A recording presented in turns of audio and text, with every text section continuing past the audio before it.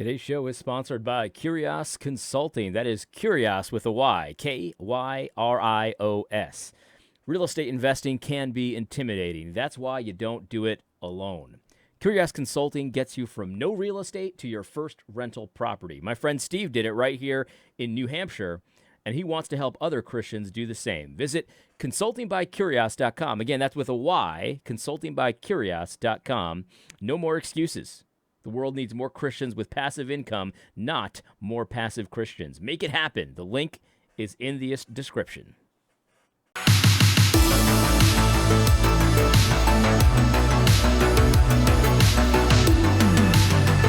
All right, everybody. It is Friday, and the white pills are flowing like the salmon of Capistrano.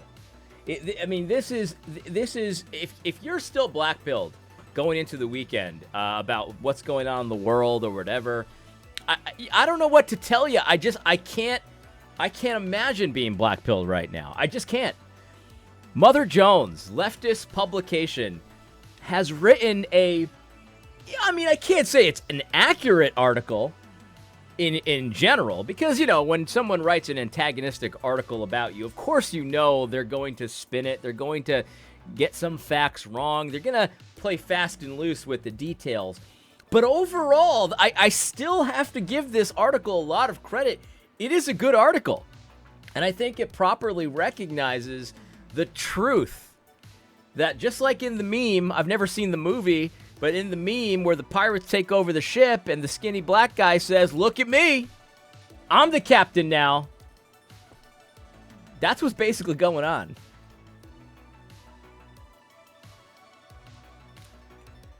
Now, I'm going to read this article. I'm going to read the whole thing. I want to spread this article far and wide, and I'll try to keep my commentary to a minimum. Obviously, I can't promise that. You know how things go. This is how we do it. But I'm going to read the article, and you gotta appreciate the picture here with the brown lady at the sporting event in the line of white men looking at her suspiciously, and she's sweating it out.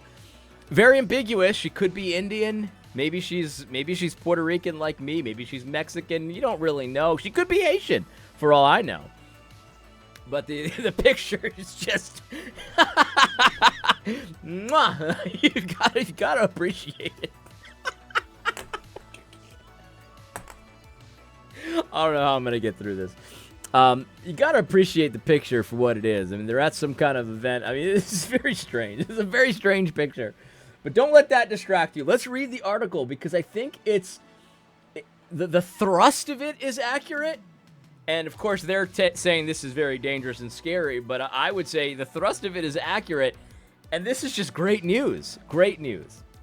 So let's read it. It's called, "To Understand J.D. Vance, You Need to Meet the TheoBros.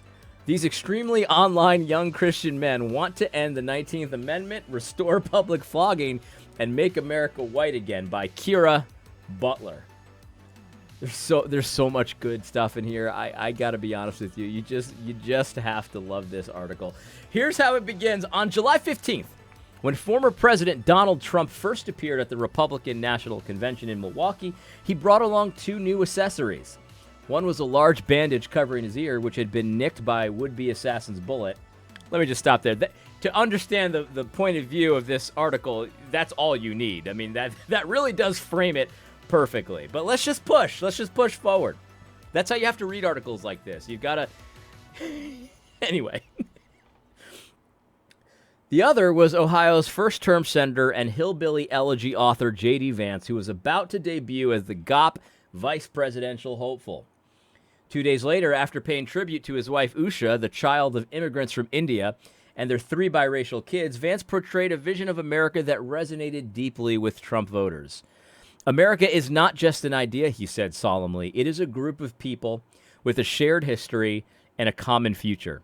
It is, in short, a nation."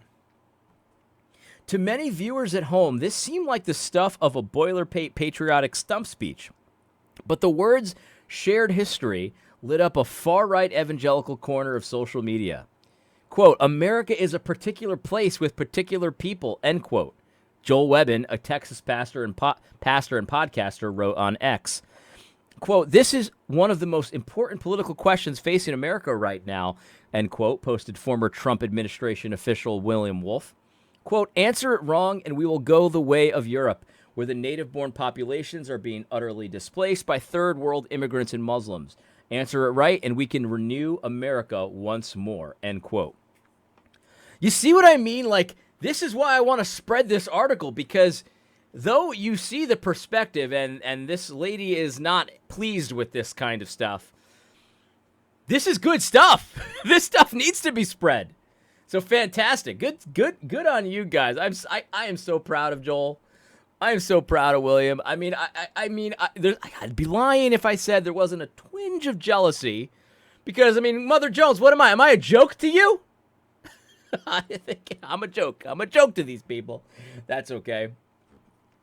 Let's continue. Vance was embracing one of their most cherished beliefs: America should belong to Christians, and more specifically, white ones. The American nation is an actual historical people, says Stephen Wolfe, no relation to William. The author of the 2022 book, The Case for Christian Nationalism, quote, "Not just a hodgepodge of various ethnicities, but actually a place of settlement and rootedness," end quote. For this group of evangelical leaders, Vance, a 40-year-old former Marine who waxes rapturous about masculinity and women's revered role as mothers, was the perfect tribune to spread the gospel of patriarchal Christian nationalism. For years, graying, khaki-clad evangelists have faithfully made the rounds at conservative events. However, as Wolfe, a 41-year-old former Princeton postdoc, writes in his book, these, quote, "men in wrinkled short-sleeved golf shirts sitting plump in their seats," end quote, "are yesterday's Christians. Among younger activists, they inspire the rolling of eyes. They are the embodiment of an ineffective boomer approach to taking over the United States for Jesus. In their place, a group of young pastors hope to spearhead a Christian nationalist glow-up as they..."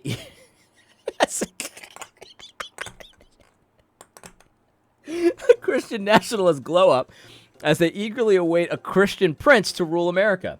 These often bearded 30... Hey, what is that about? I mean, I do have a beard, but... 30 and 40-somethings have suits that actually fit.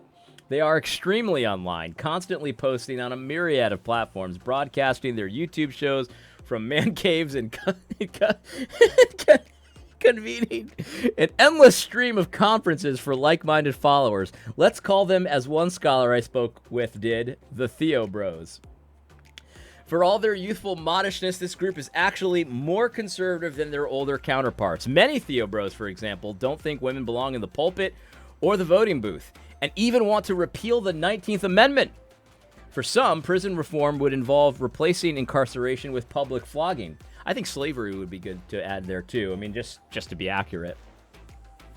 Back to the article. Unlike mainstream Christian nationalists like House Speaker Mike Johnson, who are obsessed with the U.S. Constitution, many TheoBros believe that the Constitution is dead and that we should be governed by the Ten Commandments.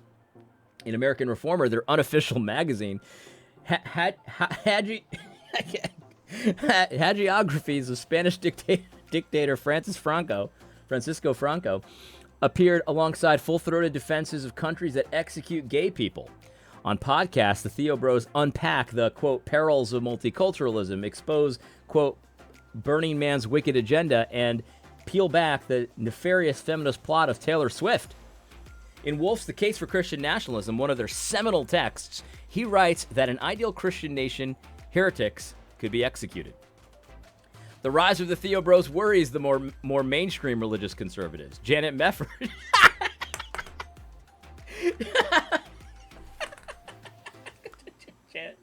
Janet Mefford is in all her glory right now. Oh, man. She's there in all her glory.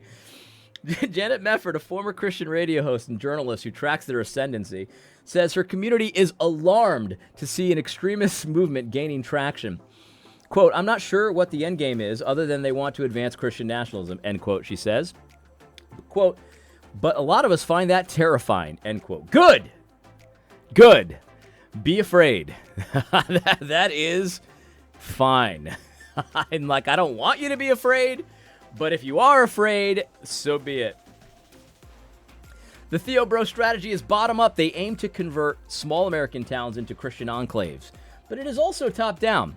Some are working to position themselves close to the locus of federal power. Vance, a Catholic convert married to a Hindu, would seem an unlikely hero for a movement of devout Protestants who believe in a homogeneous America. But over the last few years, his political orbit has increasingly overlapped with that of the TheoBros. So much so that to careful observers, his public echoes of their ideas are beginning to sound a lot less like coincidence and more like dog whistles. You got that right. Let me just remove the veil for just a second. It is not a coincidence. I'm just going to tell you, it is not a coincidence. She goes on, and those dog whistles signal the major theme of this election: hypermasculinity, declining birth rates, ethno-nationalism, and no small measure of carefully curated misogyny. It's got all the buzzwords. That's how you know it's good. If you want to know some of the actors who red-pilled Vance, or at least those who flocked to him, you need to meet the TheoBros. She's not wrong. She's not wrong, my friends. I got news for you. Your minds are about to get blown. With no meetings, website, or an explicit statement of faith that unifies their beliefs, the TheoBros are not an official organization. They identify with 16th century French theologian John Calvin, who spawned a rigid and deterministic form of Protestantism. Julie Ingersoll, a University of North Florida religion scholar, traces the current movement back to R.J. Rushdoony. Wow! Even Rush is getting mentioned here. Now, that is something. That is something. There are some squabbles, internal squabbles over Rush's influence and all of that, but I'm a Rushdoony respecter. I'll tell you right now, I absolutely am influenced by R.J. Rushdoony. It's no secret. I'll be open about it. R.J. Rushdoony, man, if you haven't read The Institutes of Biblical Law, you need to read it. It will blow your mind. Blew my mind, I'll tell you that. R.J. Rushdoony, an Armenian-American philosopher who popularized the idea of Christian nationalism and homeschooling in the early 1970s. Rushdoony was super based. I mean, you really got to just understand that. R.J. Rushdoony was a genius. Out of Rushdoony's movement emerged two camps: the charismatic Christians, now known as the New Apostolic Reformation, and the Reformed Protestants, which include the TheoBros. I mean, again, you can't just stop and quibble with everything that she says here, but you just gotta. That's how you read an article like this. You can't get too distracted by the inaccuracies. You got to look at the thrust of an article like this. They share the goal of creating a Christian nation, says Ingersoll, but differ on a key point of theology. Adherents of the New Apostolic Reformation believe that God is still speaking directly to people through pastors who have declared themselves apostles and prophets. The TheoBros, meanwhile, believe that God said all he needed to say in the Bible. Many TheoBros are also proponents of postmillennialism, the idea that believers can hasten just keep going. Can hasten Jesus' return by fighting against the satanic forces of liberal excess. TheoBro Aaron Wren, an Accenture consultant turned Christian pundit, has described our current era as negative world, where Christians are persecuted for their beliefs. Andrew Isker, another bro, calls it trash world. Like all self-respecting millennials, the TheoBros have little tolerance for boomers, with the exception of their patriarch Doug Wilson, a 71-year-old pastor in Moscow, Idaho. When he was younger, Wilson imagined himself going into the family business, Christian bookstores, but after a stint in the military, he moved to Moscow in 1975 to study philosophy at the University of Idaho, where he became involved with the Jesus People, a kind of mashup of evangelical and hippie culture. He helped found Christ Church, the congregation over which he still presides, and that regularly draws crowds of 1,300. Wilson has since turned the college town into his own Christian kingdom. He helped found New St. Andrews College, the Canon Press Publishing House, and Logos School, one of the nation's first classical Christian schools where students exclusively study from the Western canon. Wilson embraced Calvinism in 1988 and remade his church from the freewheeling Jesus People hub into something far more sober and buttoned up, where women couldn't be church leaders, and the only music allowed was hymns and psalms. In the early 1990s, Wilson helped launch the Association of Classical Christian Schools, which had 502 member institutions across the United States as of March 2023. Let's just take a moment. Let's just take a moment and appreciate the massive impact that Reverend Doug Wilson has had. I mean, he's just got a mountain of bona fides, and Mother Jones is here acknowledging it, and I am in full agreement. This is you got to hand it to the man. You got to. A giant. Let's continue. His influence over Moscow has not been without controversy. In a 2001 Vice expose, former members of Christchurch alleged that minister has encouraged them to stay in abusive relationships. That tracks with Wilson's 1999 book, Fidelity, How to Be a One-Woman Man, in which he wrote, the quote, "The sexual act cannot be made into an egalitarian pleasure party. A man penetrates, conquers, colonizes, plants. A woman receives, surrenders, accepts," end quote. Speaking of Jared C. Wilson.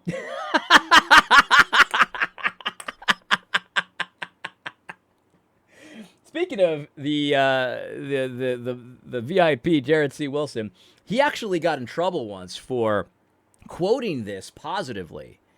And you gotta give credit where credit is due. To quote this positively in his position of effeminacy and purity point scoring was quite a thing to do.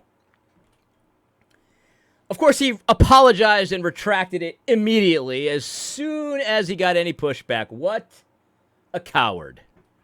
What a coward. Unbelievable.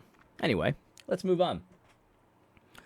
So, for that reason, Wilson wrote, "The dynamic of a dominant man and a submissive woman is an erotic necessity." Wilson called allegations of the church urging women to stay in abusive relationships categorically false. Wilson also promoted another form of dominance. Let's just take our hats off to Kira for a minute. I mean, obviously, I can't agree with her perspective here, but she is being somewhat fair. She doesn't quite understand the nuances of everything, but I got to hand it to her. You don't expect that kind of parenthetical citation there from a position of someone in Kira's place. So I got to hand it to her. Good on you, Kira. I appreciate that. I really do. Wilson has also promoted another form of dominance. In the 1996 book, Southern Slavery as It Was, Wilson and his co-author argued that the master-slave dynamic was, quote, "a relationship based on mutual affection and confidence," end quote. And, quote, "there has never been a multiracial society which has existed with such mutual intimacy and harmony in the history of the world," end quote. As that of the antebellum South. In a 2020 blog post, Wilson said he now allows that while the benevolent masters is not a myth, the idea of the horrific taskmaster is no abolitionist myth either. When I asked Wilson about his controversial statements, he likened himself to a chef who strategically deploys jalapeno peppers. Quote, "Then some of my enemies online have combed through my writings, have gathered up all the jalapenos and put them on one Ritz cracker." End quote. That's a pretty good quote. I like that quote. That's basically what happens. In July, at the National Conservatism Conference in Washington, D.C., Wilson shared the stage with Senators Josh Hawley, Ron Johnson, and Mike Lee, as well as Vance, who auditioned his, quote, "America is a People" bit a week before his star turn at the GOP convention. Wilson agrees with Vance's suggestion that children should be allotted votes managed by their parents. Quote, "I would like to see elections where households vote," he told me. "Men as the head of households would actually cast the votes, though he believes women's suffrage was a mistake. He would allow for a special exception for single mothers." Not bad. Not bad. I disagree with that, but hey, that's okay. Do I disagree? You know what? We'll table that. I got to think that one through. Wilson offered the crowd a few one-liners. In fact, I don't agree with it. I didn't think it through, but no, I don't agree with it.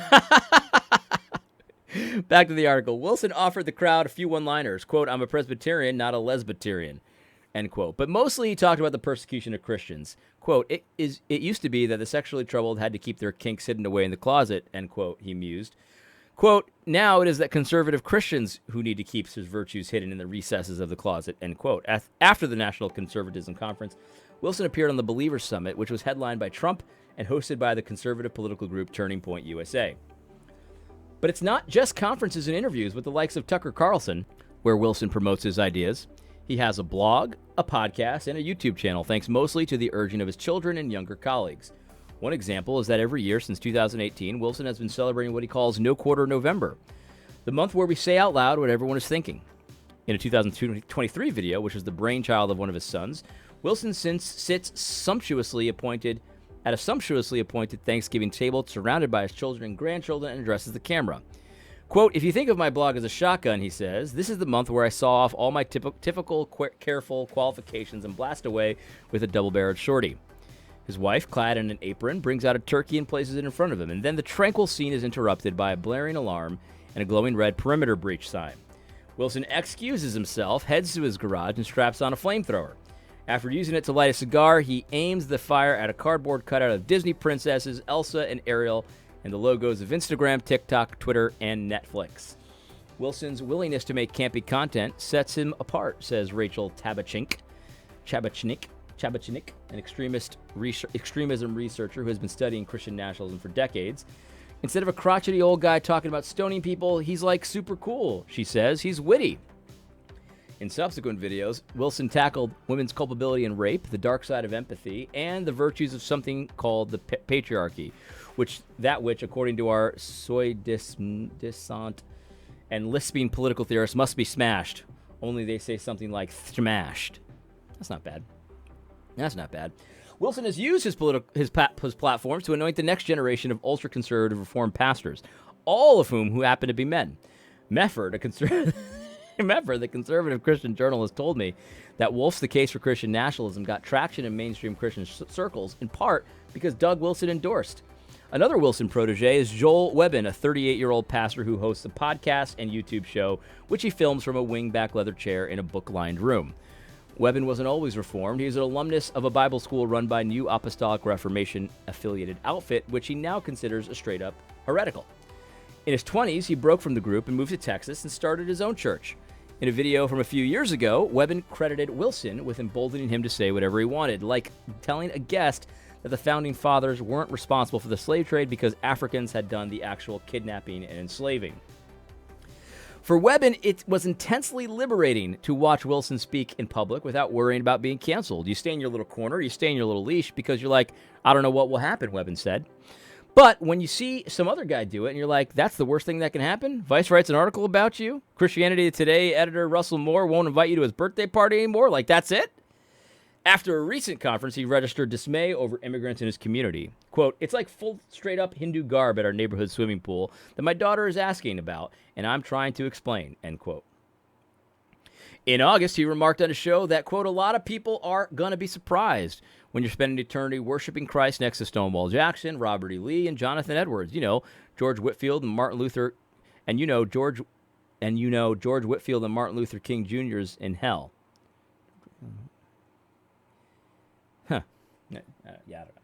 Anyway, Webbin is so impressed by his own audacity that he maintains an online list of all the controversies in which he's become embroiled. There he explains why he called Christian men living in California stupid. They could just move to a red state. Why he once ordered his wife to stop reading a book on theology. He didn't want her exposed to beliefs that were different from his own. And why he believes in a patriarchal household structure, like the Bible says so. Webbin, who is planning to host a conference in Texas next spring called Christ is King, How to Defeat Trash World, maintains that a return to the Constitution is impossible, and the only viable alternative is the Ten Commandments. Some of Wilson's other acolytes are attempting to create their own versions of Moscow, Idaho. Take Brian Sauvé, a 33-year-old Christian recording artist, podcaster, and pastor of Refuge Church in Ogden, Utah. Like Webbin, Sauvé wasn't always Reformed. Refuge began as a charismatic Christian church. After the lead pastor resigned in a scandal, the then 24-year-old Sauvé ascended to his place, immersed himself in Reformed theology, and moved the church in a new direction. Today, he presides over a Moscow-esque ecosystem, a publishing house called New Christendom Press, as well as St. Brandon's Classical Christian Academy, modeled after those in Wilson's network. Can you feel it in the sails, reads St. Brendan's website, the stiff breeze out of Moscow, Idaho? We can. Man, you gotta give, man, this is so good. For the ears that, people that have ears to hear, all the information is here for you to just gorge yourself on good stuff. Man, this is good stuff. I'm so grateful for this. This is good stuff. On his 3 podcasts and to his more than 53,000 followers on X, Sauvé regularly states that women's primary function is to bear children. You gotta love the lines that they think are so sensationalist and so just like evil and awful. They put it out there, and you read it, and it's just like, man, thank you for saying that. Thank you for spreading that. Oh man. In July, after Vance's comments about childless cat ladies who are miserable began widely circulating, he posted, "It's desperately sad to think of all the intentionally barren women who will find themselves totally alone in their 50s, realizing their irreversible mistakes. They will wish they could trade it all, money, vacations, independence, all of it, for children they can now never have." It is sad. I agree. That every time I read that, I feel a little sad. But unlike more mainstream conservatives, Sauvé doesn't even pretend to champion the idea of a Judeo-Christian nation. He posted in July, "Our political system is heavily influenced by Jews who reject Christ and embrace all manners of evil." An even more well-connected Wilson emulator is Josh Abatoy, executive director of American Reformer and managing partner of a venture capital fund and real estate firm called New Founding. A former fellow of the right-wing think tank Claremont Institute, Abatoy reported that he recently participated in Project 2025 Presidential Transition strategic planning session hosted by the right-wing think tank The Heritage Foundation. Bucks County Beacon reporter Jennifer Cohn revealed venture capitalist Chris Buskirk was listed as the editor and publisher. In 2022, Buskirk co-founded the Rockbridge Network, a collection of powerful Trump donors, including Catholic judicial kingmaker Leonard Leo and Silicon Valley billionaire Peter Thiel. Another co-founder of the Rockbridge Network, none other than J.D. Vance. Thiel, Vance's mentor and former employer, is also a major funder of the national conservatism movement, obsessed with global birth rates. Thiel spent $10 million on his protégé's successful 2022 Senate campaign. In July, shortly after Trump had announced Vance as his running mate, Cohn surfaced a tweet by New Founding's network director Josh Clemens, a photo of Vance with several New Founding staffers. The caption read, "Our guy." New Founding lists as a partner the Society for American Civic Renewal, a secretive fraternal order founded by the Indiana shampoo baron Charles Haywood, who describes himself as an aspiring Christian warlord. According to founder Nate Fisher, New Founding wants to form the backbone of a renewed American regime, and that its members understand the nature of authority and its legitimate forceful use. But its main public-facing project appears to be turning tracts of land in Appalachia into Christian communities. Promotional materials describe the community of unmatched seclusion where simple country faith protects local culture from rainbow flags and crime. Potential buyers, he advises, should not delay. Who's going to grab the land? It's going to be good, based people who want to build something inspiring, something authentic to the region's history, or is it going to be Bill Gates and BlackRock and hippies from California? One eager customer is 38-year-old TheoBro Andrew Isker. The pastor who interned at Wilson's church, studied divinity at New St. Andrews, and wrote a book on Christian nationalism with Andrew Torba, the openly anti-Semitic CEO of social media platform Gab. In July, Isker announced on X that he planned to move his family of 7 to lead a church in New Founding community in Tennessee. Life in his native Minnesota, he had said, had become untenable because of permissive laws around trans rights and abortion, not to mention how hospitable the state has been to refugees. Minnesota is one of the top destinations for resettling foreign people hostile to our way of life, he said. That month, Isker spoke at a Texas conference about the war on white America, along Paul Gottfried, the mentor of prominent white nationalist Richard Spencer. This conference was hosted by the True Texas Project, a far-right group with ties to Senator Ted Cruz and Texas Attorney General Ken Paxton.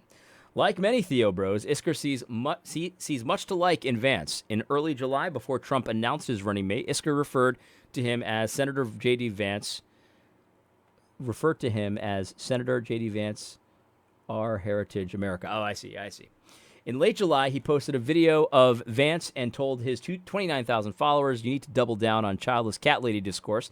Kamala sees happy, large families and hates them. She wants them destroyed. She wants you to never be able to have this. She is nasty, bitter harridan who hates all that is true and good and beautiful."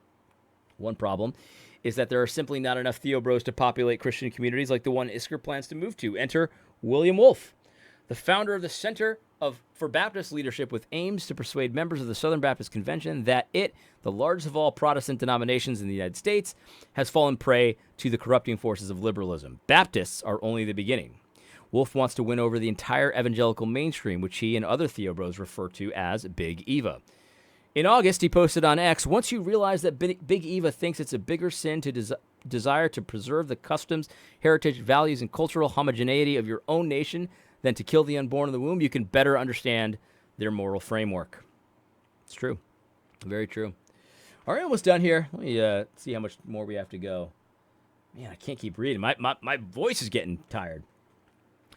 Wolfe served in the Trump administration both as a Deputy Assistant Secretary of Defense and as Director of House Affairs at the Department of State.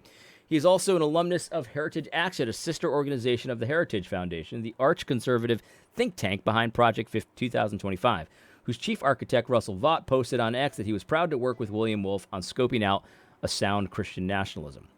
A few months later, the Bucks County Beacon uncovered a lengthy online manifesto of the goals of Christian nationalists.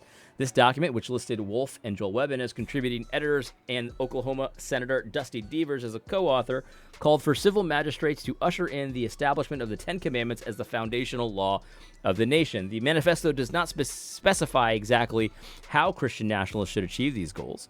As Tabachink, an extremism researcher, interprets it, the TheoBros are imagining a utopia where they are going to be free to be entrepreneurs in all different senses, including the tech world that they're mixing with so freely. The key, she said, is that authoritarianism is required to have a utopian vision.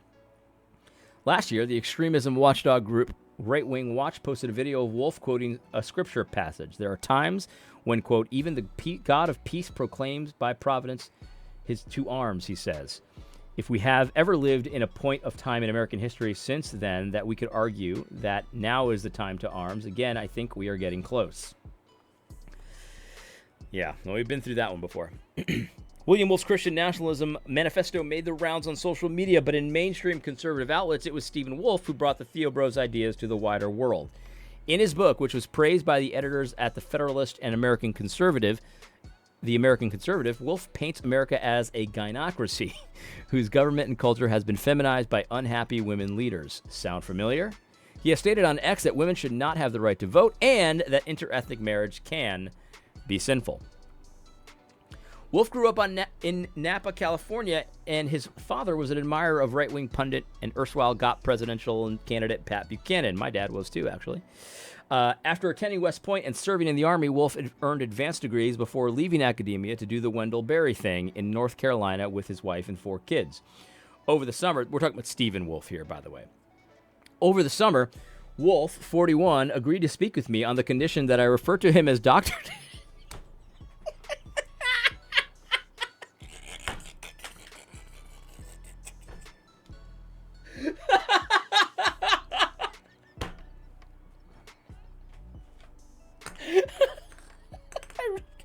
I read this before. It still strikes me as hilarious.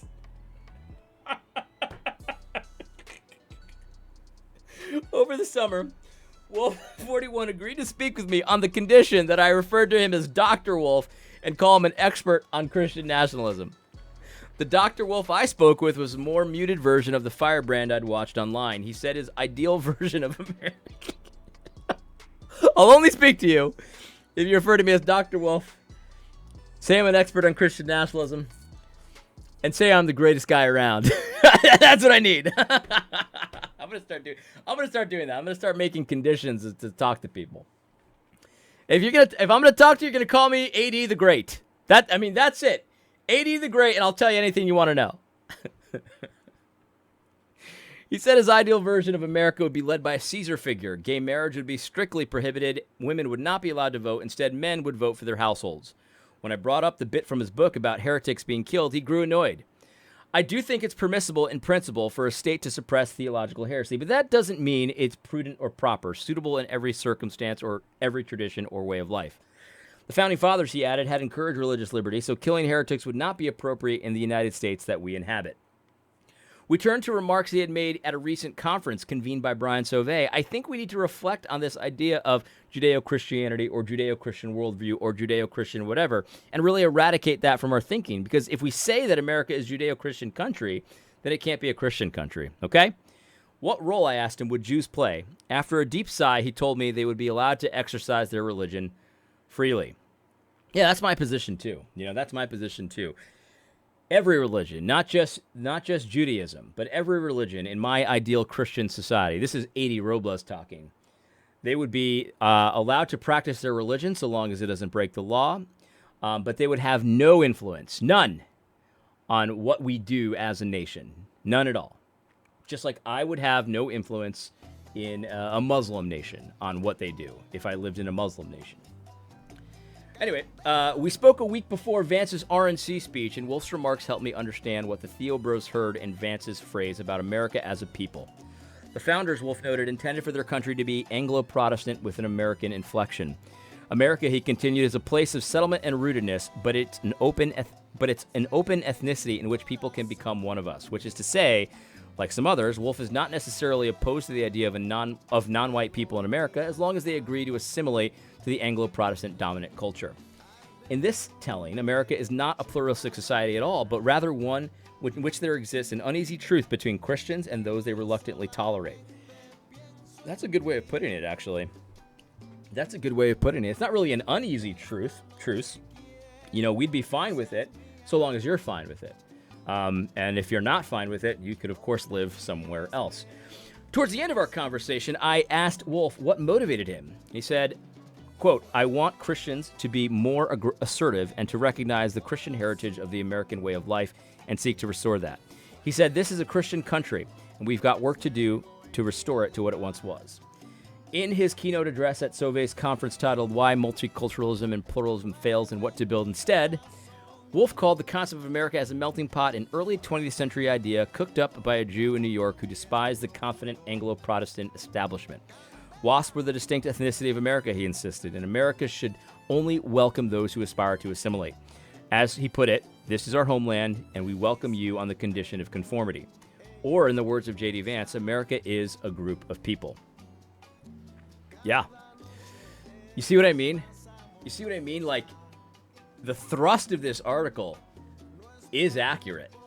Now, there's lots to quibble with here, and there's a lot of inaccuracies in here, and there's lots of obvious slant. But you gotta accept the good for what it is. I mean, this, again, with people with the right kind of eyes, the right kind of ears, this is a treasure trove. A treasure trove. And I, for one, am grateful for it. In any case, I hope you enjoyed that. I hope you found it helpful. God bless.